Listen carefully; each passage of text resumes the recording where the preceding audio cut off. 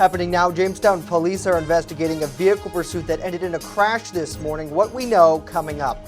Plus, state police are asking for your help in the search of a missing elderly man with dementia.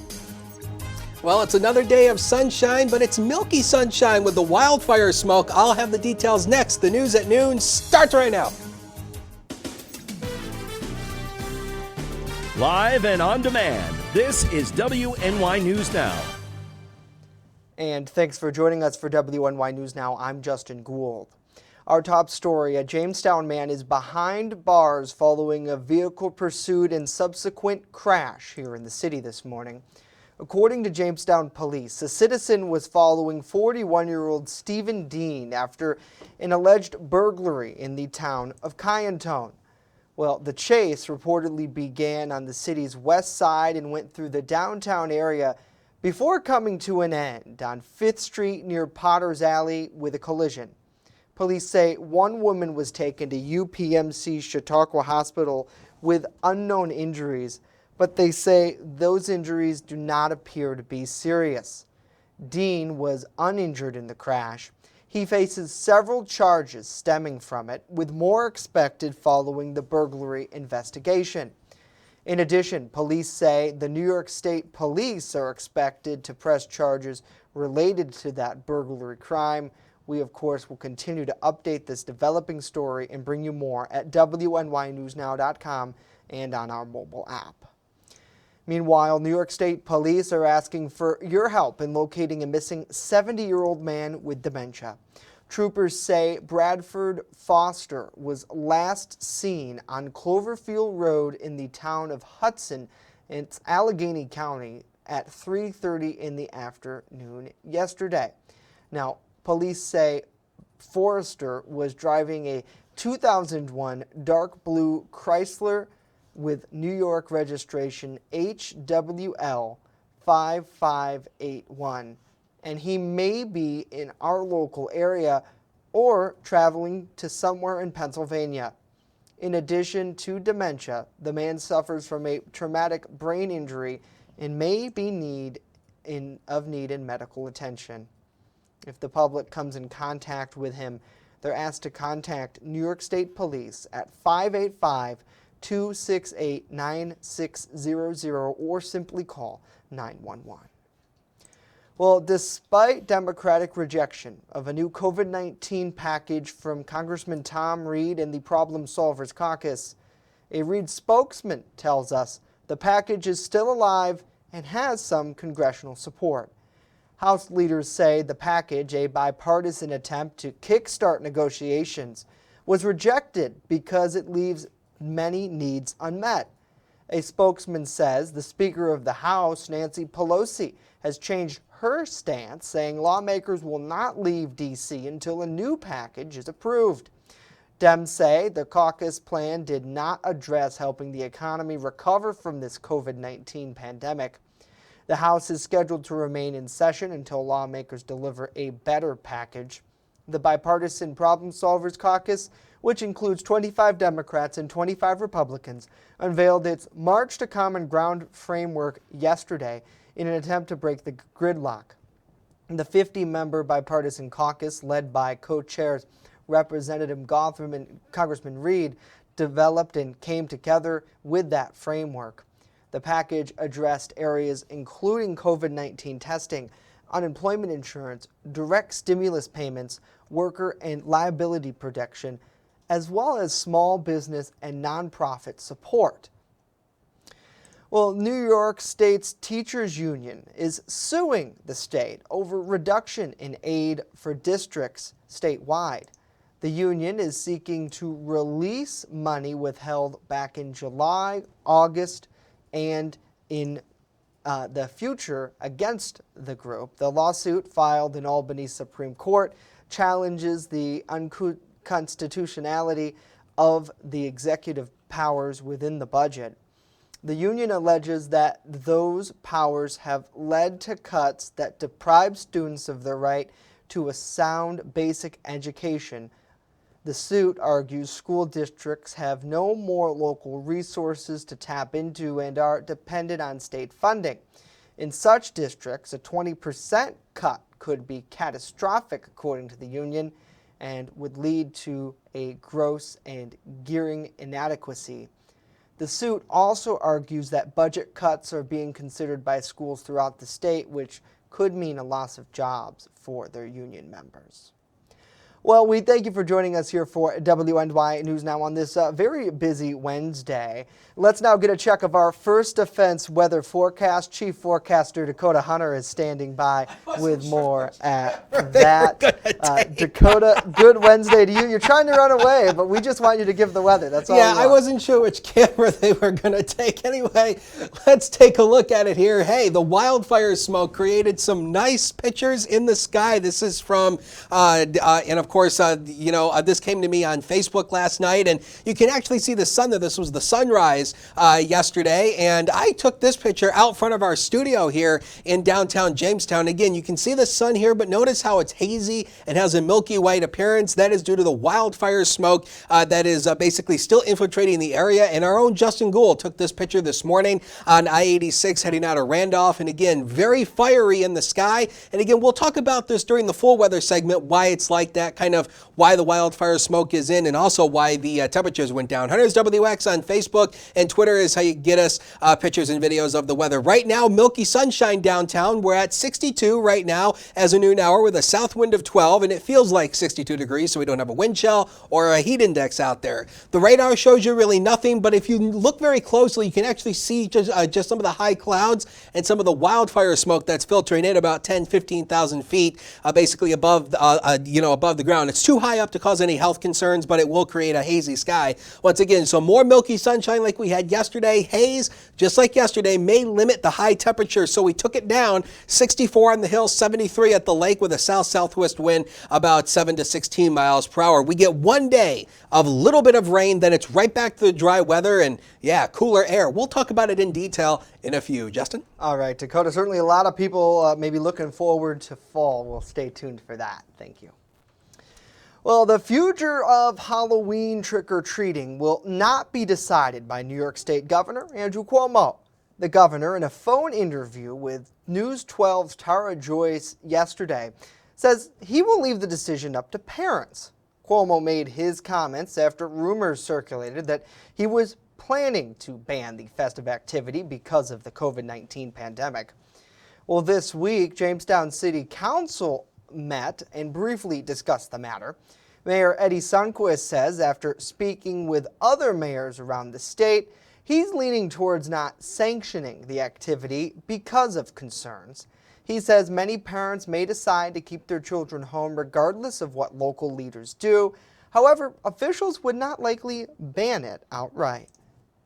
The authorization that is provided by this council normally would lift the curfew for kids that are going out in dark, especially younger children,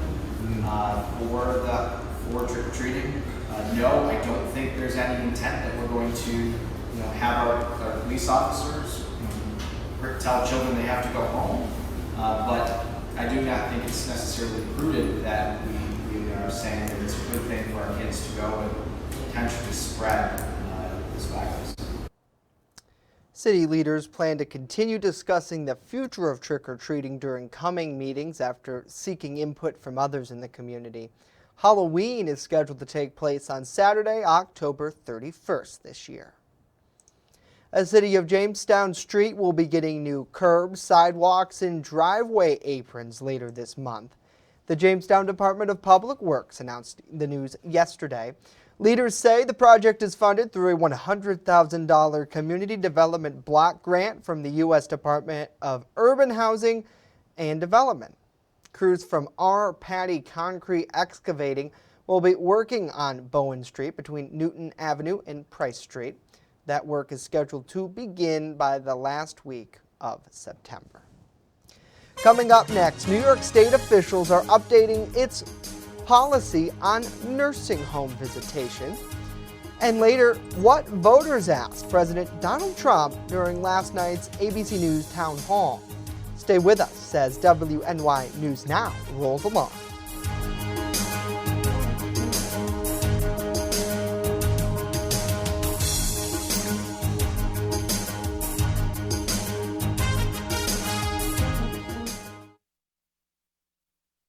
coverage that matters. This is WNY News Now.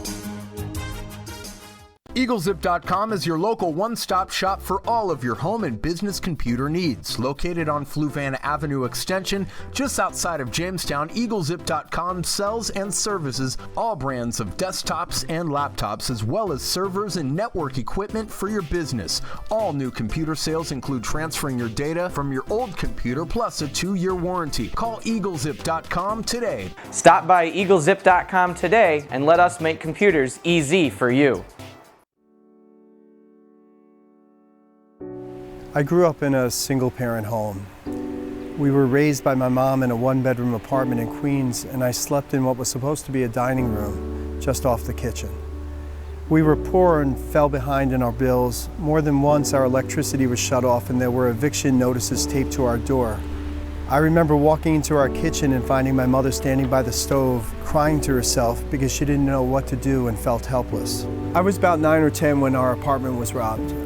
I remember arriving home with my mother and brother and finding the door open, feeling confused because the first thing I saw was that our television, a set which forever sat on a stand in the living room, was missing.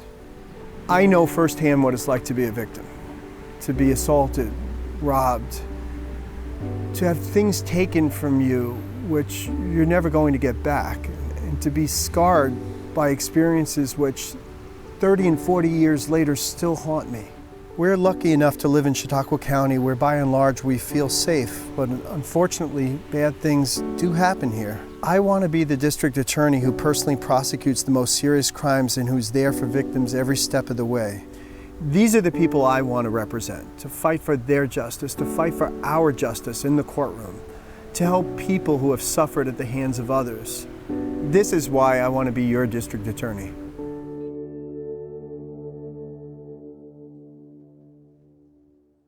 You're watching WNY News Now, where coverage comes first. And welcome back. New York State health leaders sent out an updated guidance for nursing home visitation this week, now allowing them to open to visitors as long as they've been COVID-19 free for 14 days. The New York State Department of Health previously sent a directive stating that a nursing home must be COVID-free for at least 28 days before visitors are allowed. The previous guidance was set by the Federal Centers for Medicine and Medicaid Services. The new rules will go into effect on Thursday. It requires a visitor to submit a negative COVID-19 test performed in the last 7 days. Visitation will be refused by the facility if the individual fails to present a negative result or exhibits any symptoms of COVID-19. Now, during the visitation, the visitor must practice social distancing and wear a mask. Visitors under the age of 18 are still prohibited. The number of visitors to the nursing home must not exceed 10% of the resident census at any time. And nursing homes accepting visitors will be required to send their plans to the Department of Health and attest that they are following the guidelines. Well, a decision by the State Office for People with Developmental Disabilities to transfer pharmacy services to an Ohio company could cripple some local small pharmacies. That according to State Senator George Borrello and Assemblyman Andy Goodell. The lawmakers are calling on the state to reconsider the decision, which they say will mean a $40 million loss of annual revenue for some pharmacies here. Borrello says that now more than ever, the state must keep services local, while Goodell noted the Ohio-based company has been the subject of several lawsuits recently, including a suit filing for expired scripts. The two local lawmakers have sent a letter to Governor Andrew Cuomo about the issue, asking him to consider better in-state options. The letter says the shift could endanger clients because the company is more than 2 hours from Chautauqua County and could see a delay in filing for emergency prescriptions. Well, President Donald Trump faced life outside his own political bubble last night. As Jeremy Diamond reports, the president appeared at an ABC News town hall in Philadelphia where he was confronted by undecided voters with some tough questions. President Trump denying he minimized the threat of the coronavirus as he came face to face with undecided voters at a socially distanced town hall in Philadelphia.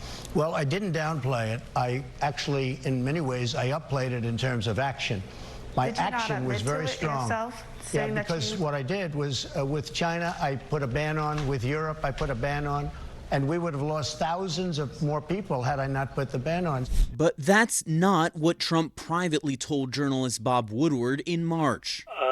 I wanted to always play it down. I still like playing it down. Yes, sir. Because I don't want to create a panic.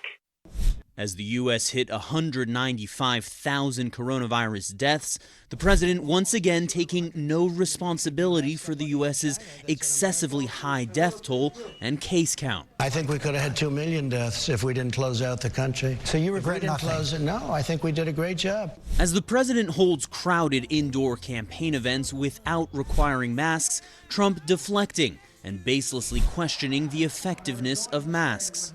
They said at the Democrat convention they're going to do a national mandate. They never did it because they've checked out and they didn't do it. And a good question is you ask, like Joe Biden, they said we're going to do a national mandate on masks. Now, there is, by the way, a lot of people don't want to wear masks. There are a lot of people think the masks are not good.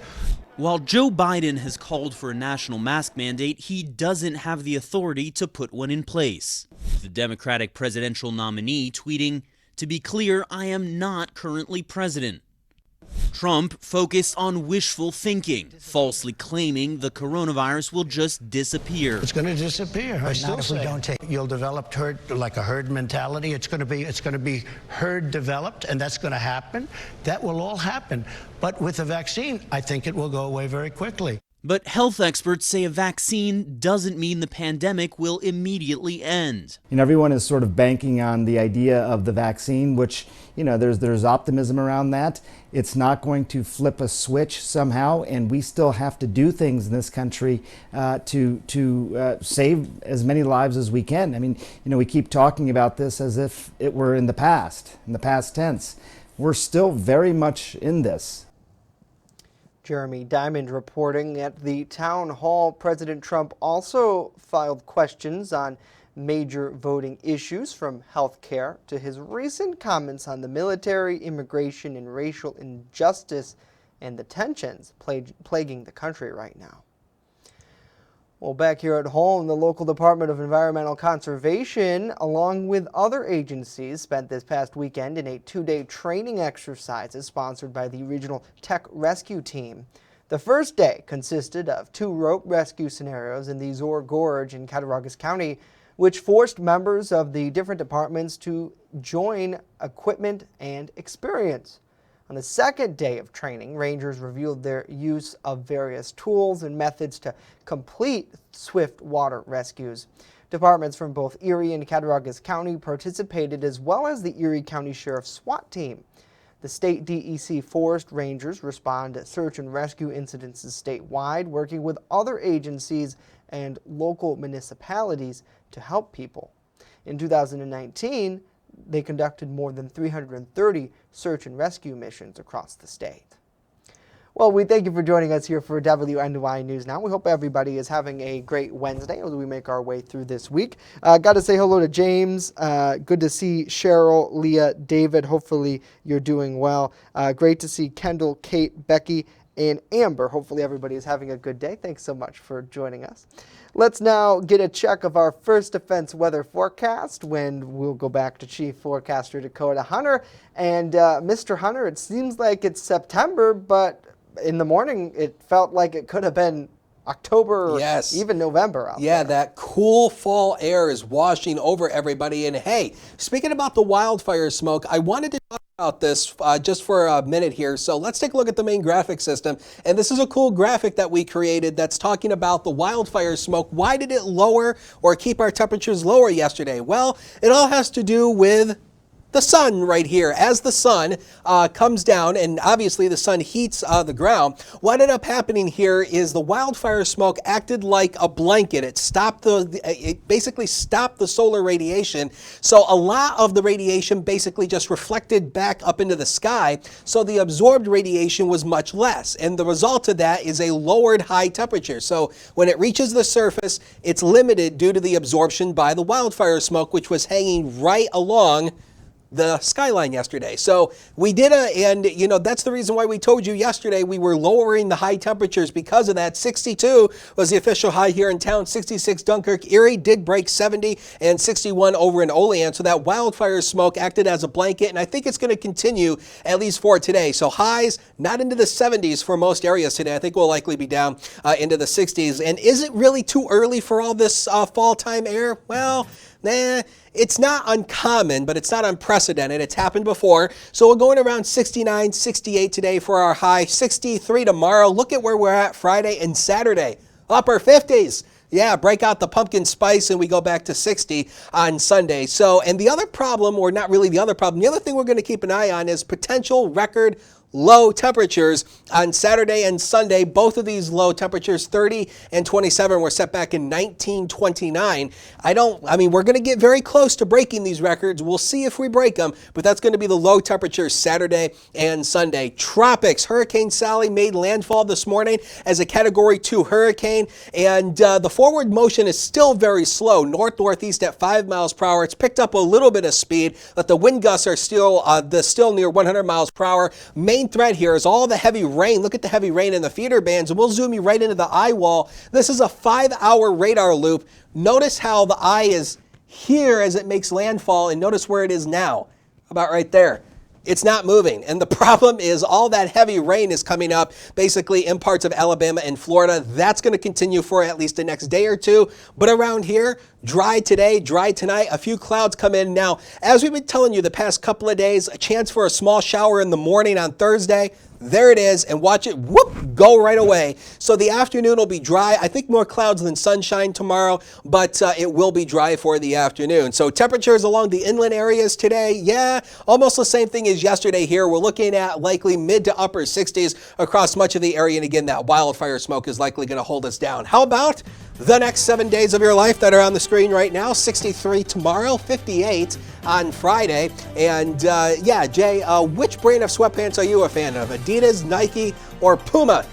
You'll be breaking out those sweatpants here as we go into the weekend, and temperatures go back into the lower 60s by early next week. We'll take a break and be right back. All right, Dakota, thank you. Yeah, no, I'm a big fan of the Old Navy brand. Okay. Gotta be my favorite, sir. Thank you. That's it for us today. Of course, news continues 24/7 at WNYNewsNow.com. We're back tomorrow. Hope to see you then.